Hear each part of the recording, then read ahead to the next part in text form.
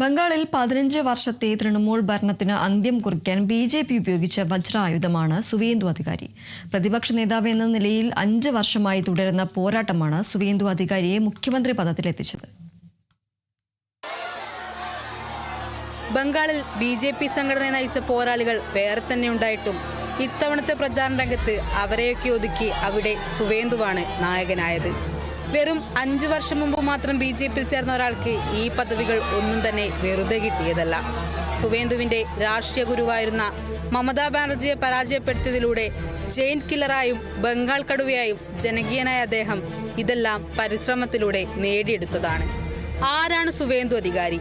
പശ്ചിമ ബംഗാളിലെ പൂർവ മേദിനിപൂർ ജില്ലയിലെ കാർകുലിയിൽ സിസർ അധികാരിയുടെയും ഗായത്രി അധികാരിയുടെയും മകനായി 1970-ലാണ് സുവേന്ദുവിന്റെ ജനനം.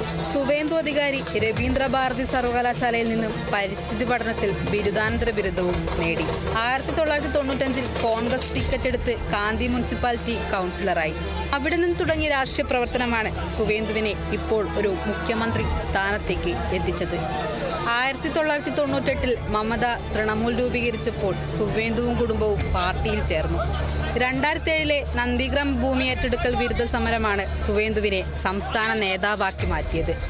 ബംഗാളിലെ 34 വർഷത്തെ ഇടതുഭരണത്തിന് അന്ത്യം കുറിക്കാൻ ഈ സമരം നിർണായകമായി. 2009-ലും 2014-ലും ലോക്സഭാംഗമായി തിരഞ്ഞെടുക്കപ്പെട്ടു. 2016-ൽ മമതാ മന്ത്രിസഭയിൽ ഗതാഗത ജലസേചന വകുപ്പ് മന്ത്രിയായി. മമതയുടെ വലം കൈയായി സുവേന്ദു മാറി. പാർട്ടിയിൽ മമതയുടെ അനന്തരവൻ അഭിഷേക് ബാനർജിക്കുണ്ടായ വളർച്ച സുവേന്ദുവിനെ അതൃപ്തനാക്കി. പാർട്ടിക്ക് വേണ്ടി കഷ്ടപ്പെട്ട തന്നെ അവഗണിച്ച് കുടുംബത്തിന് മുൻഗണന നൽകുന്നു എന്ന് അദ്ദേഹം ആരോപിച്ച് സുവേന്ദു തൃണമൂൽ വിട്ടു.